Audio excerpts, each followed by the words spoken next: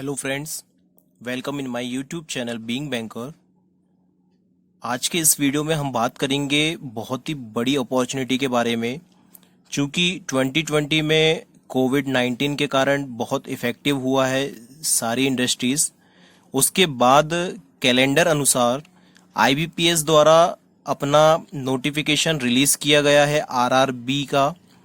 आरआरबीज़ क्या होते हैं, सबसे पहले आप ये समझिए, और इसकी वैकेंसीज में आप किस एग्ज़ाम के लिए एलिजिबल हैं ये मैं आपको बताने की कोशिश करूँगा। पॉइंट वाइज चलेंगे अपन, जो मैं आपको बोलूँगा वो नोट डाउन करते जाइएगा। न्यू कमर्स के लिए बहुत बेनिफिशियल रहेगा, आखिरी तक वीडियो देखिए तो आप समझ जाएंगे कि आप एलिजिबल हैं, प्रिपरेशन कैसे करनी है, सिलेबस क्या होगा, सभी चीज़ें मैं आपको इसमें क्लियर कर दूंगा। बाकी यदि आपको नोटिफिकेशन चाहिए, और मेरा सजेशन ये रहेगा कि आप नोटिफिकेशन एक बार विजिट जरूर करिएगा, जो मैं इस वीडियो के नीचे डिस्क्रिप्शन में आपको दे दूंगा। तो इस वैकेंसी के बारे में बात करते हैं। इसमें टोटल वैकेंसीज जो निकली है आईबीपीएस आरआरबी की, वो निकली है 10,470। ये जो वैकेंसी है ये टोटल वैकेंसी है, सबसे पहले ये समझिए। मीन्स जो नोटिफिकेशन आया है उसमें सभी पोस्ट की ये इतनी वैकेंसी है, पोस्ट अंडर डिस्ट्रीब्यूट होगी। ये वैकेंसी आरआरबी 9th शेड्यूल की है। इसका मतलब ये है कि इससे पहले 8 बार रीजनल रूरल बैंक के एग्जाम आईबीपीएस द्वारा कंडक्ट किए जा चुके हैं। ये जो होती है कॉमन रिक्रूटमेंट प्रोसीजर होती है जो आईबीपीएस कंडक्ट करवाता है। ये एक इंस्टीट्यूट है जो बैंकिंग एग्जामिनेशन जो रहते हैं, गवर्नमेंट ओरिएंटेड जो बैंक रहते हैं, उनके एग्जाम कंडक्ट करवाता है। तो ये जो नोटिफिकेशन ये 2020 के लिए है। तो यहां पर आपको ये बताऊंगा मैं कि आप किसके लिए एलिजिबल हैं। मैक्सिमम जो कैंडिडेट रहते हैं वो फ्रेशर्स रहते हैं, ग्रेजुएट रहते हैं। तो उनके लिए ये इसमें से कौन सी प्रोफाइल बेनिफिशियल रहेगी वो देखिए। सबसे पहले हम बात करेंगे ग्रुप ए की। ठीक, ग्रुप ए जो रहता है वो ऑफिसर्स के लिए रहता है। ऑफिसर्स में इसके ऑफिसर स्केल 1 की वैकेंसी है 3,928। जितने भी फ्रेशर्स कैंडिडेट है वो इसे नोट डाउन कर लीजिए। 3,928 ऑफिसर स्केल 1 की वैकेंसी है। सेकंड है ऑफिसर स्केल 2, इसकी वैकेंसी है 1055। ऑफिसर स्केल 3 की वैकेंसी है 159। ये जो दो पोस्ट है ये एक्सपीरियंस्ड होल्डर के लिए रहती है। तो फ्रेशर्स हैं आप तो इसे नोट डाउन करने की जरूरत नहीं है। अब इसकी एलिजिबिलिटी देख लीजिए। ऑफिसर स्केल 1 की एलिजिबिलिटी है, जो आपकी पोस्ट रहेगी वो रहेगी असिस्टेंट मैनेजर की। इसकी एज लिमिट है 18 to 30 ईयर। तो आपकी जो एज होना चाहिए वो 18 से 30 ईयर के बीच में होना चाहिए। डेट दी गई है 3/7/1990 के बाद आपका डेट ऑफ बर्थ होना चाहिए, और 36/20/02 के पहले आपका डेट ऑफ बर्थ बिलोंग करना चाहिए। देन आप एलिजिबल रहेंगे इस पोस्ट के लिए, ऑफिसर स्केल 1 के लिए, जिसकी टोटल वैकेंसी 3,928 है। ठीक, एजुकेशन क्वालिफिकेशन क्या होना चाहिए? बैचलर डिग्री होना चाहिए एनी डिसिप्लिन।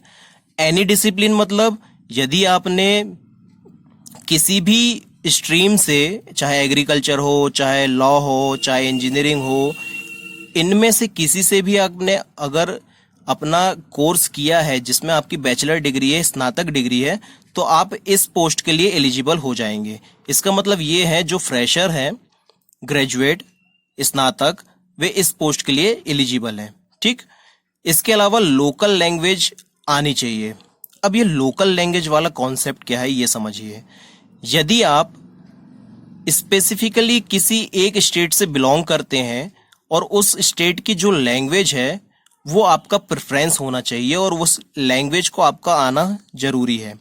जैसे कि मैं मध्य प्रदेश का हूं तो मुझे हिंदी आना जरूरी है, तो मैं अपनी लोकल लैंग्वेज का प्रेफरेंस जो है वो हिंदी डालूंगा। यदि आप महाराष्ट्र के हैं तो आपको मराठी आना जरूरी है, तब आप इस पोस्ट के लिए अप्लाई कर सकते हैं। इसका मतलब यह है कि मैं मध्य प्रदेश का होकर महाराष्ट्र के लिए अप्लाई नहीं कर सकता हूं, क्योंकि मुझे मराठी नहीं आती है। तो आपकी स्टेट वाइज भरिएगा, कंफर्टेबल रहेगा। बेसिक कंप्यूटर नॉलेज रहना चाहिए, कॉमन है क्योंकि आप बैंकिंग में वर्क करेंगे, सो आपको बेसिक नॉलेज होना चाहिए कंप्यूटर का, वर्किंग नॉलेज होना चाहिए। ठीक, अब यहाँ बात करते हैं ऑफिसर स्केल 2, ऑफिसर स्केल 3 की। चूंकि ये एक्सपीरियंस बेस्ड है फिर भी सुन लीजिए। ऑफिसर स्केल 2 जो रहता है वो मैनेजर रहता है, एज लिमिट है 21 year to 32 year, experience based है। ऑफिसर स्केल 3 जो है वो सीनियर मैनेजर रहते हैं, 21 ईयर टू 40 ईयर इनकी एज लिमिट है और एक्सपीरियंस बेस्ड रहता है। ठीक, अब चलिए मैं आपको बता देता हूं ऑफिस असिस्टेंट की। ठीक, ऑफिस असिस्टेंट ग्रुप बी है, मल्टीपर्पस। इसे कॉमन लैंग्वेज में हम क्लरिकल लेवल की पोस्ट भी बोलते हैं। जैसे कि आप बैंकों में देखते हैं क्लर्क्स रहते हैं, तो ये क्लरिकल का ही एक फॉर्म है जिसे ऑफिस असिस्टेंट बोलते हैं मल्टीपर्पस, एक्चुअल में है क्लर्क ही। इसकी टोटल वैकेंसीज जो है 5328 है। ये जो वैकेंसी है देखिए 10,000 में से ही है, सो इन सभी को मिलाकर ये 10,000 हो रही है। तो इसकी जो वैकेंसी है 5328। एलिजिबिलिटी क्या है क्लरिकल लेवल की? एज लिमिट है 18 टू 28 ईयर, मतलब 18 से 28 के बीच में आपकी एज होना चाहिए। ये सभी चीजें नोट डाउन कर लीजिए। 2/7/1992 से 1/7/2002 तक आपकी डेट ऑफ बर्थ होना चाहिए, देन आप इसका फॉर्म फिल कर सकते हैं। अच्छा, एज लिमिट में यहां पर क्या रहता है कि यदि आपकी कैटेगरी एससी और एसटी है तो आपको 5 ईयर का इसमें प्लस रिलैक्सेशन मिलेगा। ये जो रिलैक्सेशन है ये ऑफिस असिस्टेंट के लिए भी है और ऑफिसर स्केल 1 के लिए भी है। ठीक, ओबीसी के लिए 3 ईयर का रिलैक्सेशन है, पीडब्ल्यूडी के लिए 10 ईयर का रिलैक्सेशन है, और डिवोर्सी या विडो जो वुमेन रहती हैं उनके लिए 9 ईयर का है रिलैक्सेशन, और एक्स सर्विसमैन के लिए 3 ईयर का रिलैक्सेशन है। एजुकेशन क्वालिफिकेशन सेम रहता है, बैचलर डिग्री होना चाहिए किसी भी डिसिप्लिन में, तो आप इसके लिए एलिजिबल हो जाएंगे। प्रेफरेंस लोकल लैंग्वेज को दिया जाता है, तो आप इसके लिए एलिजिबल हो जाते हैं।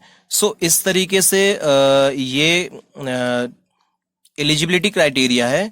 अब सेकंड चीज देखते हैं हम। सेकंड चीज ये देखिए कि इसकी एप्लीकेशन फीस क्या है।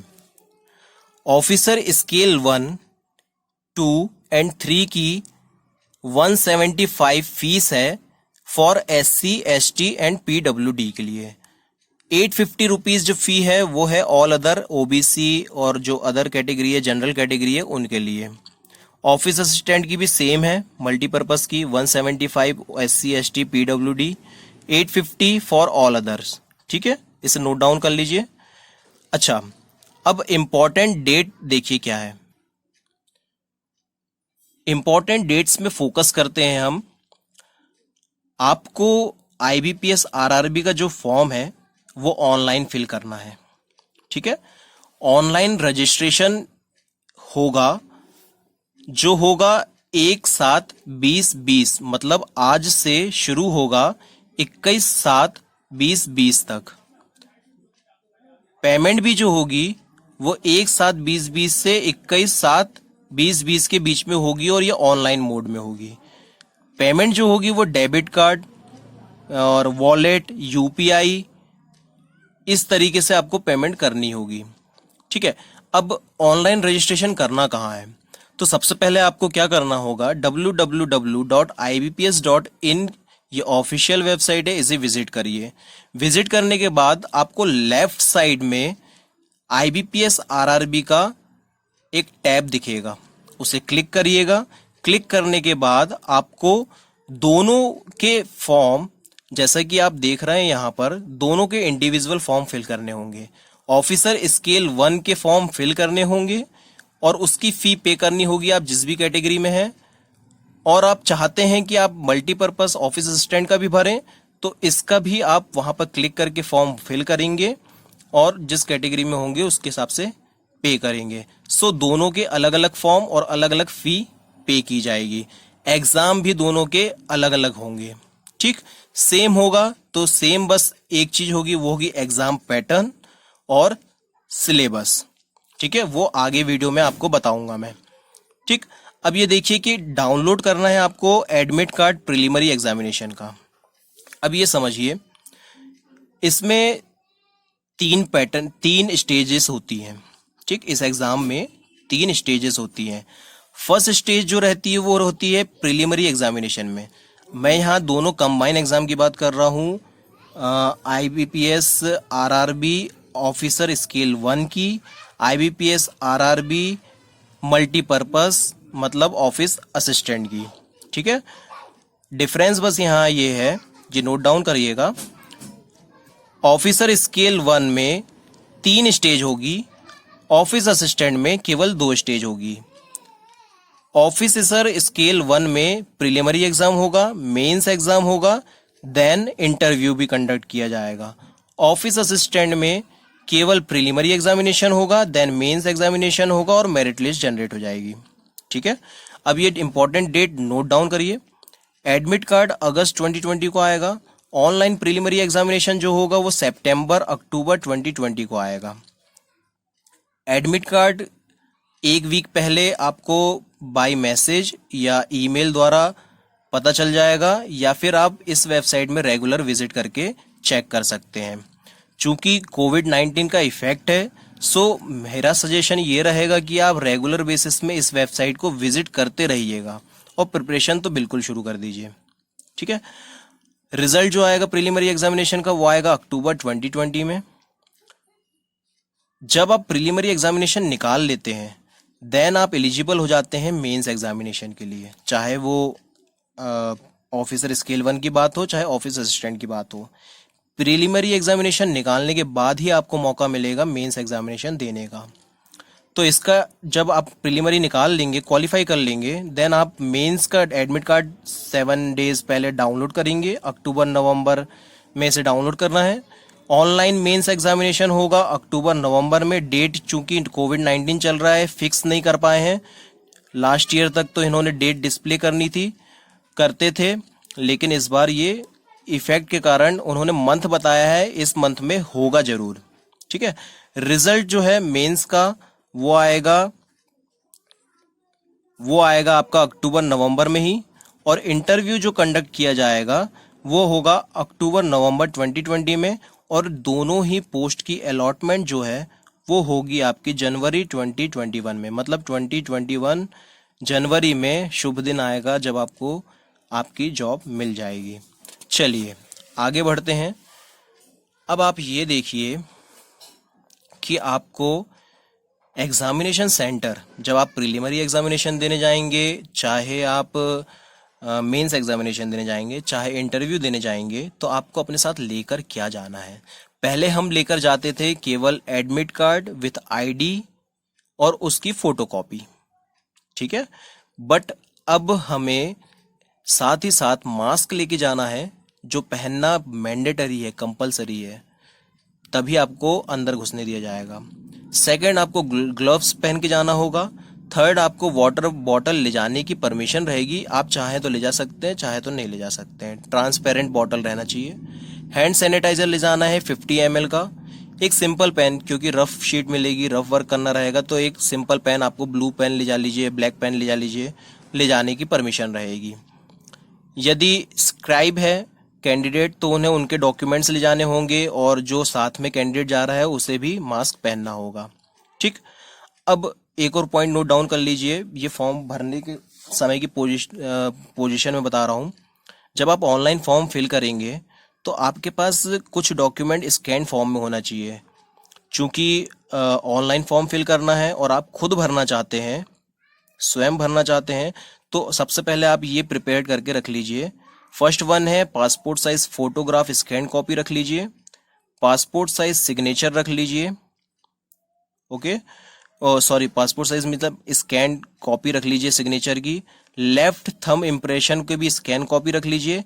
हैंड रिटन डिक्लेरेशन आपको भरते समय दिख जाएगा डिस्प्ले होकर, उसको लिखना है, या नोटिफिकेशन में अभी नीचे आपको लिंक दूंगा, उसमें नोटिफिकेशन में आप हैंड डिक्लेरेशन को एक पेपर में लीजिए और उसका स्कैन फॉर्म रखना है और उसे अपलोड करना होगा। ठीक है, चलिए अब आगे की बात करते हैं कि पैटर्न क्या है, स्ट्रक्चर क्या है एग्जामिनेशन का।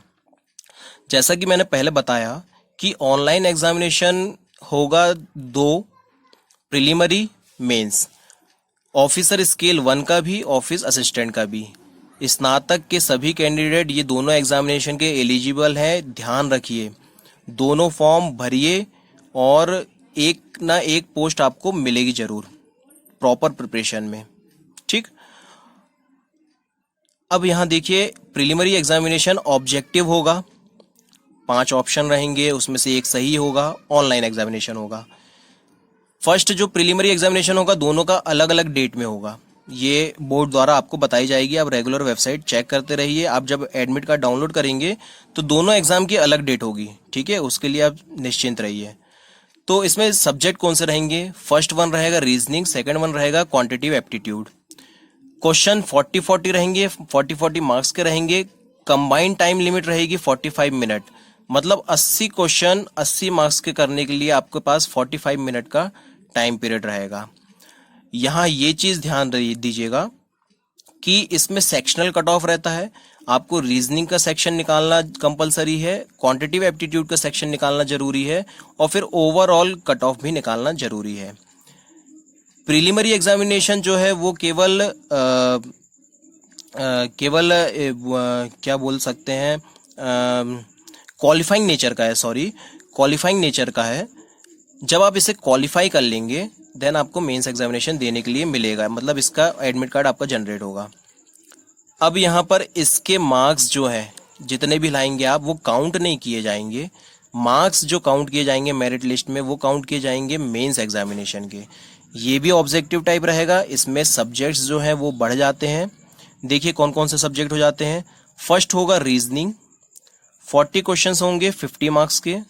कंप्यूटर नॉलेज 40 क्वेश्चन 20 मार्क्स के। जनरल अवेयरनेस 40 क्वेश्चंस 40 मार्क्स के। इंग्लिश लैंग्वेज, हिंदी लैंग्वेज, इन दोनों लैंग्वेज में से किसी एक लैंग्वेज का आपको पेपर सेलेक्ट करना होगा, या आप देते देते सेलेक्ट कर सकते हैं। यदि आपने इंग्लिश सेलेक्ट कर लिया तो वो डिफॉल्ट हो जाएगी, इंग्लिश में ही आपको पेपर देना, इंग्लिश लैंग्वेज का ही पेपर देना रहेगा। यदि हिंदी लैंग्वेज को सेलेक्ट कर लिए तो हिंदी दे सकते हैं, बाकी लैंग्वेज का आप लैंग्वेज चेंज कर सकते हैं, ठीक। बट इंग्लिश लैंग्वेज और हिंदी लैंग्वेज से किसी एक लैंग्वेज का आपको पेपर देना होगा। वो होगा 40 क्वेश्चंस 40 मार्क्स के। न्यूमेरिकल एबिलिटी और क्वांटिटेटिव एप्टीट्यूड के 40 क्वेश्चंस 50 मार्क्स के। तो टोटल 200 क्वेश्चंस 200 मार्क्स के होंगे, और कंपोजिट टाइम लिमिट होगी 2 आवर। मतलब आपको खुद ही डिसाइड करना है कितना टाइम किस पे स्पेंड करना है, ठीक है। अब यहाँ एक चीज नोट है, ये ध्यान दीजिए, ये जो दोनों एग्जामिनेशन है, ठीक, इसमें 1/4 नेगेटिव मार्किंग होती है। यदि आप गलत क्वेश्चन कर रहे हैं 0.25 मार्क्स नेगेटिव रहते हैं। रॉन्ग आंसर करते हैं आप तो सही आंसर में से 0.25 कटेंगे। तो आपको थोड़ा देख के इसको अटेम्प्ट करना रहता है। इसके अलावा यहाँ पर जो मेंस है, मेंस में भी सेक्शनल कट ऑफ रहता है। तो सेक्शनल कट ऑफ निकालना, साथ ही साथ ओवर कट ऑफ निकालने के बाद जो मेरिट लिस्ट बनती है उस बेसिस में आपका सिलेक्शन होगा, ठीक। सबसे पहले बात कर लें ऑफिस असिस्टेंट की। तो ऑफिस असिस्टेंट की जो मेरिट लिस्ट बनेगी वो केवल मेंस एग्जामिनेशन के बेसिस में बन जाएगी, ठीक है। ऑफिसर स्केल 1 की जो मेरिट लिस्ट बनेगी वो कंबाइन होगी मेंस एग्जामिनेशन की प्लस इंटरव्यू की। मतलब इसका एग्जाम में मेंस निकालने के बाद आप एलिजिबल हो जाएंगे इंटरव्यू के लिए, देन इसके मार्क्स जुड़ेंगे और इंटरव्यू के मार्क्स इसमें जुड़ेंगे, ठीक है। चलिए आपको इसका सिलेबस बता देता हूं मैं शॉर्ट में। सिलेबस से पहले मैं आपको सैलरी बता दूं। जो मल्टीपर्पज़ की है ऑफिस असिस्टेंट की, उसकी कम से कम बेसिक सैलरी 15,000 से 18,000 के बीच में है। लोकेशन बेस्ड रहती है, अच्छी लोकेशन में और अच्छी सैलरी हो जाती है, 1,000 2,000 4,000 का डिफरेंस जाता है, ठीक है। और ऑफिसर स्केल 1 की 32,000 से 35,000 के आसपास बेसिक सैलरी रहती है। तो ये बहुत ही अच्छी अपॉर्चुनिटी है। सिलेबस क्या है? सिलेबस में रीजनिंग का, चाहे आप प्रिलिमिनरी करो चाहे मेंस एग्जामिनेशन करो, सिलेबस सेम रहेगा। रीजनिंग मैं रीड कर दे रहा हूँ, आप नोट डाउन कर लीजिए, वीडियो पॉज करके नोट डाउन कर लीजिएगा। Coding, decoding, blood relation, order ranking, inequality, syllogism, seating arrangement, puzzle, direction sense, alphabetical, numerical series, data sufficiency, machine input output, quantitative aptitude, simplification, approximation, quadratic equation, number series, DI, data interpretation, data sufficiency, miscellaneous में बहुत सारे topic आते हैं, ये note down कर लीजिए। General awareness में current affair, static awareness, banking and financial awareness आपको पढ़ना बहुत जरूरी है। इंग्लिश लैंग्वेज में reading comprehension, sentence improvement, error, filler, fill in the blank, cloze test, sentence rearrangement, vocabulary, computer knowledge, introduction to computer and its generation, computer memory, input output device, hardware, software, network, internet technology, computer language. और इसके अलावा क्या है कि इसमें थोड़ा बहुत changes आते रहते हैं। सिलेबस में कुछ टॉपिक्स जुड़ भी जाते हैं, कुछ चेंजेस भी आते हैं, तो आपको सभी टॉपिक को कवर करना है, ठीक है। अब यहाँ पर आपको मैं कुछ और पॉइंट्स बता रहा हूँ, उस पर ध्यान दीजिएगा। चूंकि ये 2020 का IBPS का पहला बड़ा एग्जामिनेशन, बड़ी अपॉर्चुनिटी है, इसके बाद आपको, चूंकि प्रिपरेशन आप इसको फॉर्म भर के करेंगे, तो इसके बाद आपको और भी एग्जामिनेशन मिलेंगे। जैसे कि इसके बाद जो आने वाला एग्जामिनेशन है वो है IBPS क्लर्क, देन इसके बाद आने वाला आपका एग्जामिनेशन है IBPS PO, देन उसके बाद आएगा आपका IBPS स्पेशलिस्ट ऑफिसर। इसके अलावा जो प्राइवेट बैंक के इंडिविजुअल एग्जामिनेशन रहते हैं, LICs के रहते हैं, ये सभी एग्जामिनेशन आने वाले हैं, बिल्कुल आएंगे। साल में एक बार एग्जामिनेशन होता है और सब IBPS द्वारा कंडक्ट किए जाते हैं। गवर्नमेंट के जितने भी है वो सभी IBPS द्वारा कंडक्ट किए जाते हैं। पैटर्न सेम रहता है, सिलेबस सेम रहता है, थोड़ा बहुत चेंजेस क्वेश्चंस और मार्क्स में रहता है, टाइम लिमिट में रहता है। सो न्यू कमर्स के लिए मेरा सजेशन ये रहेगा कि आप प्रिपरेशन जम के शुरू कर दीजिए। और ये जो ग्रामीण बैंक का है, इसमें मैं आपको एक और चीज़ बता दूं कि इसमें जो वैकेंसीज हैं, तो यहाँ पर ऑफिसर स्केल 1 और ऑफिस असिस्टेंट की जो वैकेंसीज हैं, ये टोटल वैकेंसीज हैं। आप मैं जैसे मध्य प्रदेश में बिलोंग करता हूँ, तो मध्य प्रदेश के बैंक की लिस्ट मैं आपको जस्ट अभी बता रहा हूँ। इसके बाद उसमें आप और नोटिफिकेशन में भी देखिएगा कि आपके मध्य प्रदेश में टोटल वैकेंसीज कितनी हैं, ठीक है। क्योंकि आप केवल एलिजिबल उसी स्टेट की वैकेंसीज के लिए रहेंगे, आपको टोटल वैकेंसीज से कोई लेना देना नहीं है। वो देखकर आप फॉर्म फिल करिएगा, कैटेगरी देखिएगा और आपके स्टेट में कितनी वैकेंसीज है, और लैंग्वेज प्रेफरेंस आप जरूर देख लीजिएगा। होप सो मैंने जो जानकारी दिया हूँ आपके लिए बहुत हेल्पफुल होगी। यदि फिर भी आपको कोई डाउट है तो आप मुझे नीचे कमेंट बॉक्स में कमेंट कर सकते हैं। मेरा चैनल अगर सब्सक्राइब नहीं किया है तो प्लीज़ सब्सक्राइब कर लीजिए। और आने वाले समय में मैं सिलेबस में जो टॉपिक्स हैं उसके क्वेश्चंस, शॉर्ट ट्रिक्स, कॉन्सेप्ट, उसके वीडियोस अपलोड करने की कोशिश करूंगा। सो आप रेगुलर मेरे चैनल को विजिट करिए और ये वीडियो जरूर शेयर करिएगा, एप्रिशिएशन करिएगा। सो मुझे मोटिवेट होगा कि मैं और भी ऐसे वीडियो जानकारी युक्त आप लोगों के लिए डालूं। सो गाइज, नोटिफिकेशन देखिएगा, ओके। और ये लिस्ट देख लीजिए, इसको एक बार पॉज करके भी आप अपने वैकेंसीज देख सकते हैं। इस तरीके से इंडिकेटिव वैकेंसीज जो है वो आपको शो होगी नोटिफिकेशन में। जब नोटिफिकेशन में आप नीचे आते जाएंगे, ऑफिस असिस्टेंट की जैसे यहाँ बता रहा है मल्टीपर्पज़ की, आंध्र प्रदेश में 3 बैंक हैं, अरुणाचल प्रदेश में 1 ग्रामीण बैंक है, उसकी कितनी वैकेंसी है कैटेगरी वाइज प्लस जनरल।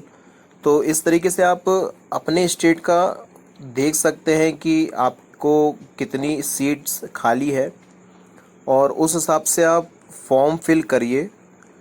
जो आपके स्टेट की लैंग्वेज है वो प्रेफरेंस रहेगा और उसके ही अनुसार आपको अपना फॉर्म फिल करना है। यदि आप महाराष्ट्र के हैं तो आपको मराठी आना चाहिए और आप फिर एलिजिबल हो जाएंगे। ये 2 बैंक जैसे दिखा रहा है महाराष्ट्र के, उसके लिए एलिजिबल हो जाएंगे। उड़ीसा के हैं तो आपको उड़िया आना चाहिए, पंजाब के हैं तो आपको पंजाबी आना चाहिए, उत्तर प्रदेश के हैं आप तो आपको हिंदी आना चाहिए, मध्य प्रदेश के हिंदी आना चाहिए, हरियाणा के हैं तो हरियाणवी आना चाहिए, या जो भी लोकल लैंग्वेज है उस बेसिस में आपको ये वैकेंसीज देखिएगा और अपने स्टेट के, केवल एक स्टेट के लिए आप फिल कर सकते हैं। ऑफिसर स्केल 1 की एक पोस्ट के लिए आप फिल करेंगे, दूसरा आप ऑफिस असिस्टेंट दूसरी पोस्ट के लिए अपने स्टेट वाइज फिल करेंगे। यदि आपको कोई डाउट होता है तो आप मुझे कमेंट कर सकते हैं। वीडियो को ज़्यादा से ज़्यादा शेयर करिए और नोटिफिकेशन मैं नीचे डिस्क्रिप्शन में अटैच कर दे रहा हूँ, सो आप उसमें विजिट कर सकते हैं। ऑनलाइन फॉर्म फिल करिए। Okay, good luck.